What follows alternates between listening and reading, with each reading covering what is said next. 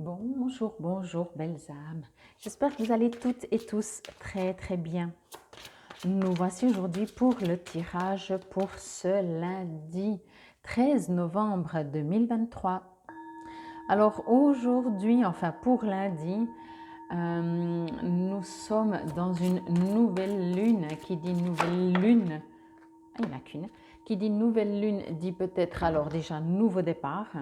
Bien entendu, nouvelle lune en scorpion, j'ai fait une petite vidéo, comme vous le savez, avec les 12 signes. Je vous invite à aller la voir si c'est toujours pas fait. Vous la trouverez dans les playlists sous pleine lune, nouvelle lune et sous astro. Nouvelle lune en scorpion qui risque d'éveiller des conflits quand même intérieurs. On est toujours dans ce processus, d'autant plus avec ce portail énergétique, comment je pourrais dire ça, d'aller chercher en profondeur. C'est comme si vous savez, cette histoire d'oignon, je pense que vous l'avez déjà tous entendu parler. Alors, vous en avez déjà enlevé des couches. Là, on me dit, vous en avez fait du boulot. On ne me dit pas, vous êtes nouveau, on vous explique. Non, non, non. Peut-être pour X raison, parce que ça fait longtemps que vous me suivez, mais parce que vous êtes sur ce chemin. Vous en avez enlevé des couches. Et au début, on se dit, ah ben ça va, voyez. Mais plus c'est petit, et plus c'est vicieux, si je peux dire ça comme ça, et plus c'est compliqué. Et bien là, vous en êtes un peu là. Voyez, vous dites, punaise, avec tout ce que j'ai enlevé, il y en a encore, mais ça finira jamais. Et peut-être ça ne finira jamais. À vous déjà d'avoir ce visuel, cette observation d'avoir du plaisir. Et pleurez pas trop. Bon, on me dit ça par rapport à cette nouvelle lune, mais peut-être aussi par rapport à la carte qu'on va voir tout de suite. Mea culpa. Ok. Ne culpabilisez pas. Même si vous dites c'est ma faute. Bon. Waouh. Ok. Alors, ici, ce que je reçois, je dis waouh parce que le message est très, très fort. On vous dit, c'est écrit mea culpa, mais on vous dit ne culpabilisez pas. Ne vous renfermez pas. Quoi que vous ayez l'impression d'avoir fait. Je vais vous demander encore de prendre beaucoup d'auteur, de relativiser, de prendre votre vie d'une manière reculée, d'une manière extérieure à ce que vous vivez.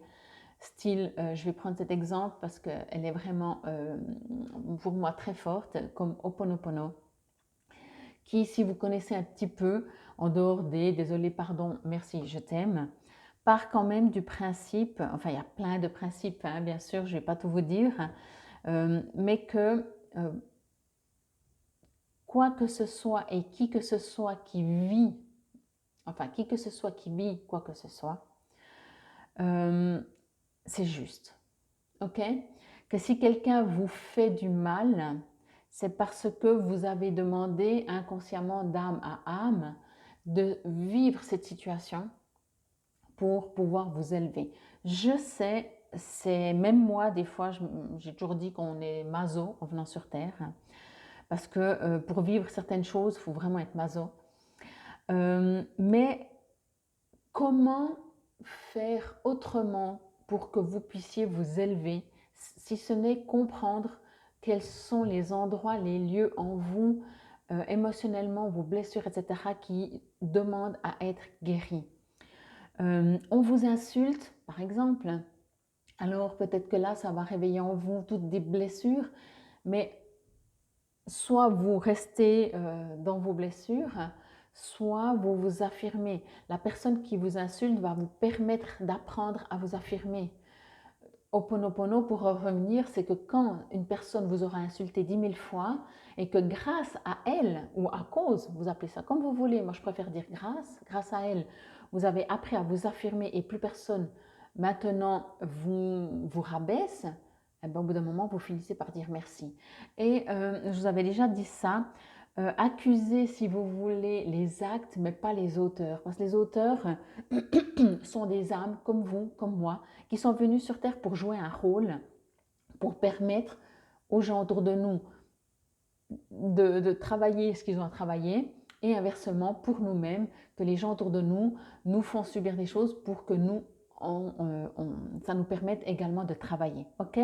Ici, dans ce mea culpa, dans ce que je reçois dans cette carte, ce que l'on me dit, c'est que il y a une blessure. Je sens vraiment comme si vous êtes vexé, mais très profondément. Comme si vous allez partir, bouder, fâché, comme si vous allez couper peut-être. Je ne sais pas si vous allez couper, on ne me parle pas forcément de couper, mais vous allez très mal prendre une information, une situation. Il y a quelque chose qui va vous blesser, qui va vous faire mal. Alors ça, on peut en avoir presque tous les jours, hein, j'exagère, j'espère pas, je vous le souhaite pas. Moi, j'en ai pas, heureusement. Enfin, pas autant, en tout cas pas tous les jours, heureusement. J'ai pas le caractère à supporter, j'ai pas l'âme à supporter. Mais ici, ce que je ressens surtout, c'est que vous êtes invité à prendre du recul. Vous êtes invité à pas réagir en vous fermant. Voilà. Je ressens que vous risquez de vous fermer tellement ça peut être fort, tellement euh, ça peut vous toucher dans les profondeurs. Ok? Donc, deux choses. Premièrement, prenez du recul. Imaginez que c'est votre meilleur ami qui vous raconte ce que vous êtes en train d'arriver. Hein. Vous vous dédoublez. Je trouve toujours que se dédoubler, c'est quelque chose de très fort. Hein. Parce qu'on ne réagit pas du tout à la même chose. Si votre meilleur ami vous raconte exactement ce que vous êtes en train de vivre, alors bien entendu, si ça fait cette résonance énorme en vous, vous pouvez réagir comme si c'est pour vous. Mais en général, ce n'est pas le but d'un meilleur ami. Le but d'un meilleur ami, c'est de prendre du recul et de pouvoir conseiller, de faire l'avocat du diable, etc. Ici, on vous invite justement à vous dédoubler et à prendre du coup et regarder la situation avec un œil extérieur et de dire ok, ouh, ça va barder par exemple, mais là vous êtes encore un peu dedans. Vraiment, dès que vous êtes dehors, dire ok, oui, ça va barder, mais c'est déjà plus dans ok, je vais faire, je vais prendre, je vais faire en fait, je vais agir, je vais m'exprimer, je vais dire par exemple mon désaccord, je ne vais pas rester victime dans mon coin. Je sens ici qu'il y a un risque de rester victime dans votre coin parce que ça vous touche au plus profond de vous, ça touche l'enfant, votre enfant intérieur, ça touche cette partie, vous savez quand on est enfant et puis qu'on ne sait pas trop comment réagir et qu'on nous fait mal, eh ben on va bouder dans son coin. Alors pas tous les enfants le font, mais ça peut arriver. Eh ben je sens exactement ça, parce que ça va vous toucher. Je sens vraiment que vous allez devoir digérer avant de pouvoir réagir. Mais quoi qu'il en soit, encore une fois, si vous devez vous sentir coupable d'une situation, alors faites-y face, prenez du recul, réagissez, mais ne boudez pas dans votre coin, ne devenez pas victime. Hein. On a cette tendance hein, sur cette planète, dès qu'il y a quelque chose, de dire ah, mais je peux rien faire, c'est pas ma faute, qu'est-ce que tu veux que je fasse face à ça ouais, blabli blabla. Mais non, non, non, non, non. Ne serait-ce que par rapport à une situation où peut-être, je dis bien peut-être, on ne peut rien faire, en tout cas sur l'instant T, en nous, vibratoirement, on peut faire quelque chose. Et c'est ça qu'on vous invite encore une fois à comprendre. Mais pour cette journée, c'est surtout vraiment ce côté terrien qui, on vous dit, on vous invite à ne pas redevenir, peut-être que ça faisait un moment que vous ne l'étiez plus et tout d'un coup vous dites ah mais non c'est bon, c'est de nouveau, voilà, c'est de nouveau ma faute. Vous allez de nouveau jouer le rôle de victime. On vous dit non, non, oublie pas là. Non, non, mais tu avais laissé ça de côté. Non, non, redeviens à ton être de lumière que tu es. Ne repars pas, ne retombe pas dans cette victimisation de dire oui, j'y peux rien, etc. Ok? Prenez de la hauteur et après, vous allez pouvoir avoir... On me dit aussi maintenant, en tout cas, que finalement, ça peut être très fort, justement, ce retournement de situation, de si vous ne vous boudez pas, si vous n'êtes pas victime dans votre coin, waouh, la situation va complètement changer du tout au tout, ok? De par votre amour inconditionnel, de par votre non-jugement, de par votre expérience que vous avez déjà eue, de par le fait que vous n'allez pas rester dans votre coin à pleurer, à dire, à être la victime, ok? C'est magnifique parce que il y a vraiment ces deux côtés très forts, le bipède, comme je l'appelle, qui pourrait de nouveau repartir dans ses anciennes habitudes, mais anciennes, elles ont l'air d'être assez anciennes, mais il y a encore un petit pourcentage, justement, de dire, ah mince, voilà, je suis la victime, je pars dans mon coin, je vais bouder, tant pis, j'assume, j'accepte, mais pas l'acceptation avec le cœur, hein, l'acceptation parce que j'ai pas le choix, alors qu'on a toujours le choix. Et cette autre partie qui va peut-être vous toquer justement à cette porte du cœur, qui vous dit non mais t'es sérieux là? Attends, t'es au courant que tu viens de faire des semaines, des mois de travail pour t'élever? C'est quoi ce truc? Bon, allez, je te l'accorde, c'est un petit reste, c'est un petit pourcentage. Reprends ton pouvoir, ok? Ici, on vous dit reprenez votre pouvoir. Waouh, c'est magnifique. Bon, alors que nous dit le poème numéro 15? Mea culpa, le martyr. Le mea culpa, le martyr. La blessure est originelle dans le cœur de l'homme. L'âme est écorchée, frêle dans le corps de l'homme. Le modèle à suivre mène à la paix, le recouvrement d'un modèle de soi achevé. Mais le chemin est douleur, plein d'embûches parsemées, afin de parvenir à l'état semblable à l'extase de l'âme au sommet.